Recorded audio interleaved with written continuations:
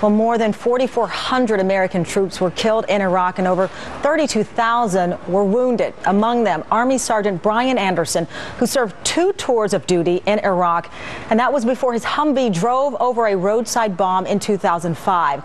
And he woke up at Walter Reed Medical Center in Washington. He'd lost both his legs and one of his arms. And just in time for Veterans Day, next week, Bryan has written an inspiring memoir. It's titled No Turning Back, and he's with us in studio right now. Bryan, thank you for your time. No problem. Thank you. Let me get your reaction. You see those troops headed out, the first stage. They're waving. They're on that bus. You're smiling. How do you feel seeing that image? I feel happy. I'm absolutely ecstatic that people are coming home and out of danger. I'm just glad I didn't have to make the decision. Yeah, you had 2 tours. 2 years, yes. Two tours there. And you're a young man. Actually, I believe it was 9/11. That was the day you left Chicago for basic training. It was, yes. Does it feel like yesterday? It still does, yes, absolutely. I can't even believe it's been 6 years since I've been blown up. The way you phrased that, I have to say, it took my breath away. Because I think that's a testament to your story, that you can talk about it in a way with a smile on something I don't know where I would be at this point, I have to be honest. Well, honestly, I don't see it as a tragedy anymore. It's really just another life experience that I've had that has taught me a lot about myself and what I'm capable of.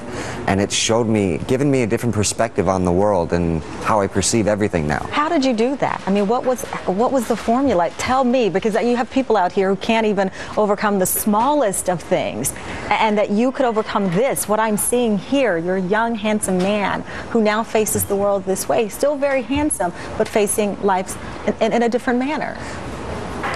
It's a drive that I really just wanted to have an extraordinary life and have fun. I mean, I'm not ready to let that go, and I'm not going to dwell on something that happened that I can't control. So I'm just going to take the best, or do the best I can with it. And the title of the book is No Turning Back. How did you, or how long did it take for you to get to that point that you said, someone once told me the reason that the rear view mirror is smaller than the front mirror is because what you see behind you is supposed to really be small and behind you. Right. It took me about 4.5 months to come to that conclusion or realization. 4.5 months? That's nothing. Right. How? I was in the shower one day, I looked down, it got in my head, oh my God, I'm half a person, oh my God, I'm half a person, and I lost it. Well, short story, this is all in the book too, yes. But my buddy's band, Rise Against, they had lyrics in a song called Survive, and it was basically, life's been less than kind, we've all been hurt, we've all been sorry, take a number, stand in line, how we survive is what makes us who we are. And that stuck with me, so I was like, I'm going for it.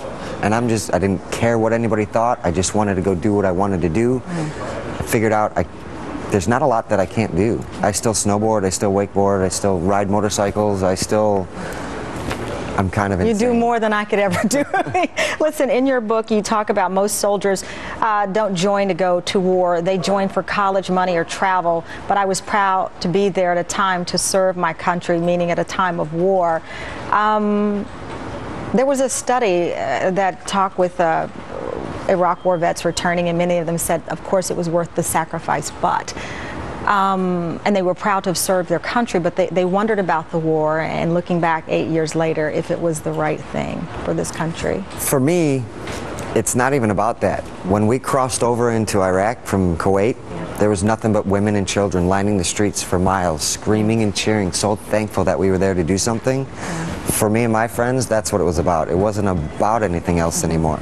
So that justified everything for us. Real quick, tell me about this new show you have on PBS in Chicago, Report for Service. It's called Reporting for Service with Bryan Anderson, and it kind of showcases all the hidden heroes of Chicago, all the good organizations, good people that are doing really good things and actually making a difference.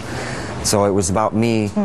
Chicago embraced me when I came home, and now it's time for me to give back to Chicago. Now, Gary Sinise wrote the forward for your book. Is he like your friend? He is, yes, absolutely. I met him at Walter Reed by tripping into him. And I put my hands on his chest. I looked up, I'm like, holy cow, Gary Sinise. And he's like, holy cow, the real Lieutenant Dan. And I'm like, no, no, no, no. Oh my gosh. Well, I know he's proud of you. We are so thankful that you decided to serve this country. And I love that you're a TV star now. Well, thank you. I appreciate that. You are. I don't often get books signed, but would you sign my book in a commercial break? Of course I would. Thank you so much. Absolutely. I'm so proud. It's such an honor to be here with you. No, thank you very much. It's a pleasure. And I got to hear your band soon.